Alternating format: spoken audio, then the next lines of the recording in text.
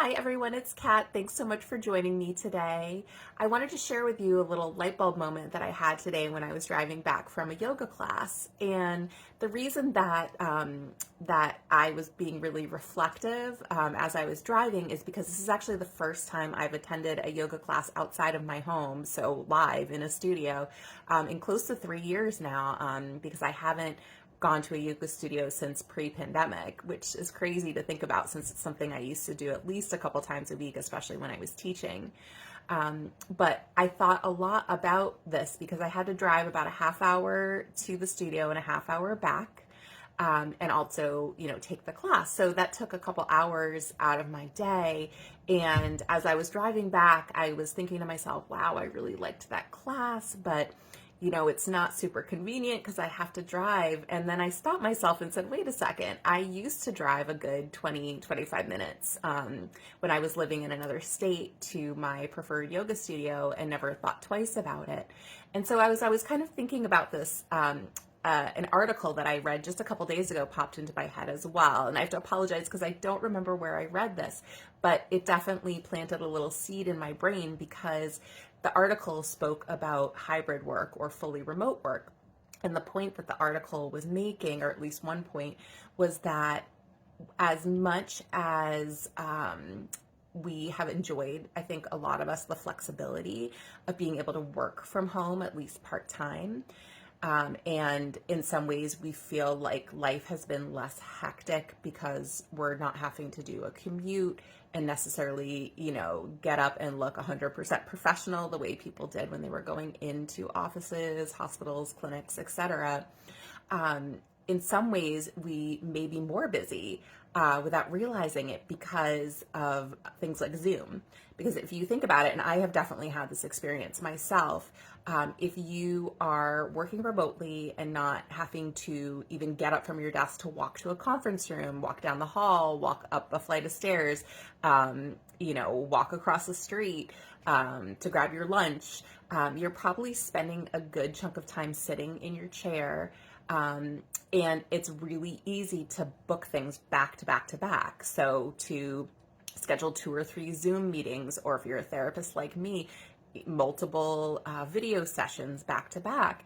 And so even though we've gained some flexibility and maybe some time we've earned back by not having to do a commute, we've also lost some of those just sort of natural pauses and breaks that we used to have in our day if you're somebody that's working remote. And so I was kind of thinking about that related to this yoga class because I was thinking about, yes, it's been so wonderful, to, pass one of my kids off, run upstairs to my bedroom and jump into a class.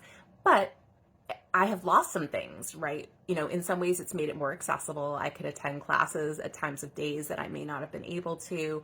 I've been able to access teachers literally on the other side of the world, which has been wonderful.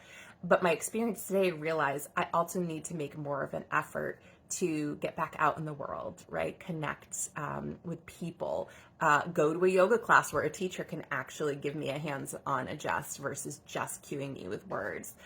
So I just wanted to share that with you because I have a feeling that a lot of us are, having this experience of really appreciating the flexibility and convenience of being able to access so many things right from home and in some cases right from our chair. But it's important to think about some of the things that we may have given up and how that may be creating some additional stress. Because like I said, if you're not taking breaks in your day, if you're sitting for 8 hours, number one, that's not good for you physically, right? We know that the sitting and being sedentary for long periods of time is not good for our heart, not good for our bones, muscles, respiration, everything. So I think what I'm going to do and what I suggest that you all do is think about going forward. What are some ways that you can build those breaks back in for yourself? And there's lots of options and it doesn't have to be complicated and it doesn't have to take a long time. But even thinking about, if you're going to schedule a meeting and it's within your power, give yourself a 10 or 15 minute break to get up and use the bathroom, get a drink of water, grab a bite to eat. I remember when I used to see 8 clients pretty much back to back when I was working in an outpatient clinic.